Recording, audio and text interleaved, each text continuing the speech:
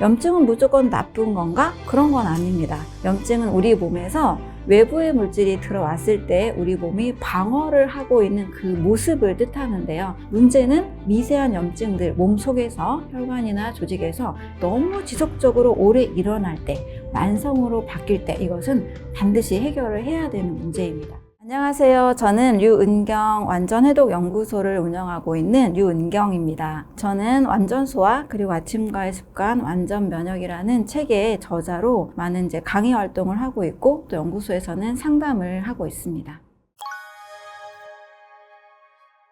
염증이란 단어는 불꽃염의 증세증, 불꽃이 일어난 증세다라는 뜻인데요.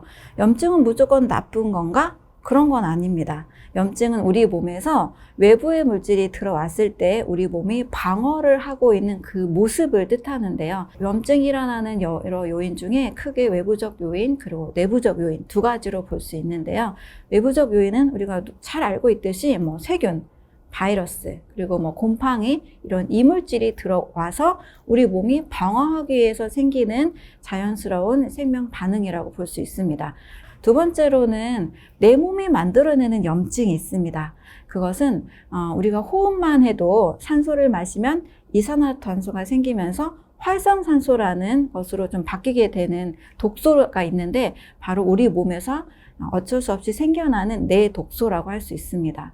이 활성산소는 우리 몸에서 적당량 있을 때는 세균이나 바이러스를 처리하기도 해서 굉장히 고마운 일을 하고 있는데 문제는 과하게 생겼을 때입니다. 이 과하게 생기는 활성산소가 내 몸에서 여러 면역 세포들을 더 심하게 공격을 하고 일을 하게 만들기 때문에 때로는 암세포도 처리해야 되는 면역세포가 일을 하지 못하게 만들기도 하고 또 암세포가 더 많이 활동할 수 있게끔 활동을 만들기도 합니다. 이와 같이 내 몸에서 일어나긴 일어나는데 너무 과하게 일어나는 상황, 과다한 활성산소가 몸 내부에서 일어나는 염증의 원인이라고 할 수 있습니다. 또 다른 몸 내부에서 일어나는 염증은 우리가 음식을 먹었을 때 늘 소화가 잘 되는 게 아니라 약간 트림이 나기도 하고 속이 더부룩한 상태, 소화불량이라는 걸 경험을 하게 되는데요. 탄수화물이 소화불량이 되면 발효가 되고 단백질이 소화불량이 되면 부패가 되고 지방이 소화불량이 되면 산패가 됩니다. 그런데 이렇게 이 소화되지 않은 이 대사 산물들이 내 몸에서는 불필요한 독소가 되는 거죠.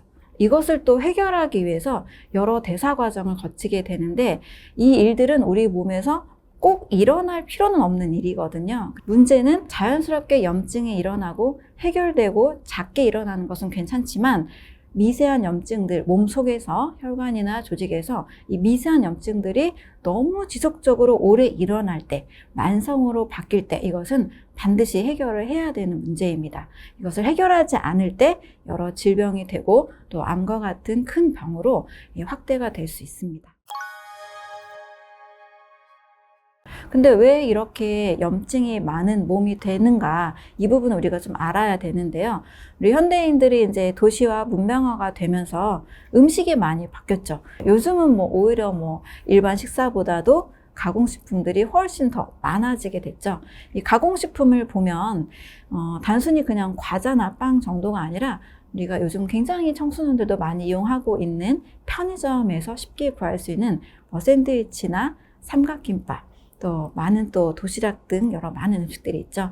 이 샌드위치나 삼각김밥 보면 우리가 먹어야 되는 주식인 이 탄수화물이 담겨 있기 때문에 몸에 좋은 음식인 것처럼 느껴질 수 있지만 식품 첨가물이 약 30에서 50종까지 굉장히 다양한 첨가물이 들어 있습니다. 첨가물은 우리 몸에서 반드시 필요로 하는 영양이 아닙니다. 우리 몸에서 필요 없는 불필요한 성분, 화학 성분이죠. 그래서 이 성분들이 들어오면 우리 몸은 굉장히 이것을 처리하기 위해서 많은 노력을 합니다. 이 노력이 염증으로 바뀌기도 하고 또 많은 대사 과정 중에서 우리의 소화기를 굉장히 지치게 만들죠. 이런 가공식품들이 염증을 많이 일으킬 수 있는 원인이 되고 또 한국인들은 또 많이 초과하는 영양소가 있습니다. 바로 당분입니다. 이 삼시세끼도 쌀밥을 먹어야 된다라는 우리 주식 개념 때문에 우리가 쌀, 탄수화물을 굉장히 소중하게 여기는데 이 탄수화물 외에도 밥 외에도 우리는 식후에 빵을 먹기도 하고 디저트를 먹기도 하고 또 그냥 간편하게 선택한 음료수 이런 것들에는 200ml, 300ml 안에도 15에서 20g이 넘는 당분들이 들어 있습니다. 그래서 한국영양학회가 추천하고 있는 당분의 양은 하루에 130g 정도거든요. 근데 이제 밥 한 공기 반 정도만 먹어도 그게 채워지는 분량이기 때문에 이 당분이 굉장히 많이 높게 섭취가 됩니다. 이렇게 초과된 당분은 우리 몸속에서 단백질이나 지방과 결합을 해서 최종 당화산물, 쉽게 말하면 당 독소라는 것으로 바뀌게 돼요.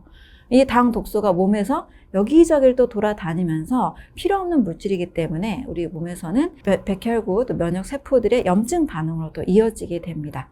이렇게 한국인들은 초과되는 당분으로 인해서 염증이 생길 수가 있습니다. 또 세 번째로는 지나친 동물성 단백질의 섭취입니다. 이 동물성 단백질은 거의 늘 날마다 매일 식단에 오르게 됩니다. 그런데 이제 동물성 단백질과 건강의 상관관계를 굉장히 넓은 규모로 조사한 실험이 있습니다. 이제 차이나 스터디, 중국 연구라고 하는 실험인데요. 콜린 캠벨이라는 교수님이 무려 2,400개 지역에 8억 8천 명을 대상으로 표본 조사를 했습니다. 그래서 결국 내린 결론은 무엇이냐. 동물성 단백질을 지나치게 섭취 많이 할수록 우리 몸에서는 여러 대사산물이 쌓이기 때문에 염증을 일으키고 고혈압, 당뇨, 심혈관 질환, 암 이런 모든 질환들은 다 몸이 염증 상태라고 보시면 되는데요. 이런 질병들을 바로 지나친 동물성 섭취로 인해서 일어나게 되고 이로 인해서 많은 질환에 노출돼 있다. 결국 동물성 단백질 섭취를 최소화하는 것 또는 아예 먹지 않는 것을 선택할 때 염증으로부터 우리는 좀 자유로워질 수 있습니다. 그렇다고 고기를 아예 안 먹고 살아야 되냐라는 질문 많이 하시거든요. 저도 채식주의자나 이렇게 질문하시는데 저도 지나친 동물성 단백질의 섭취가 문제라고 생각을 하고요. 하루에 5% 미만으로 또 일주일에 그냥 몇 번, 두세 번 아주 그냥 소량으로 먹는 거라면 우리 몸이 해독을 할 수 있기 때문에 그렇게 크게 위험하진 않다고 봅니다. 저도 모임이나 여러 사람들을 만날 때 매일 즐겨 먹진 않고 가끔 즐겨 먹는 정도로 저도 동물성 단백질을 먹고는 있습니다. 그래서 지금보다 조금 줄이는 방향으로 간다라면 좀 염증이 적은 몸이 될 수 있을 것 같습니다. 네, 염증에 관여하는 면역세포들에게 힘을 주는 성분이 있어요. 그게 바로 식물 영양소, 파이토케미컬이라고 하는데요. 주로 색깔이 진한 과일과 그리고 일부 채소에 많이 들어 있습니다. 과일과 채소를 최대한 많이 먹는 식사. 그렇다고 식후에 또 먹으라는 얘기는 아닙니다. 식후 과일은 독이다 라고 했거든요. 그래서 식사 중에 많은 음식을 먹고 식후에 과일을 또 먹으면 과일의 좋은 성분들이 내 몸에 흡수되는 것이 아니라 오히려 부패가 되고 발효가 되고 변질이 됩니다. 소화가 안 된다는 거죠. 하지만 과일을 공복에 먹는다라면 그 수많은 영양소와 식물 영양소들이 내 몸에서 만성 염증들을 해결해 주는 방향으로 가게 됩니다.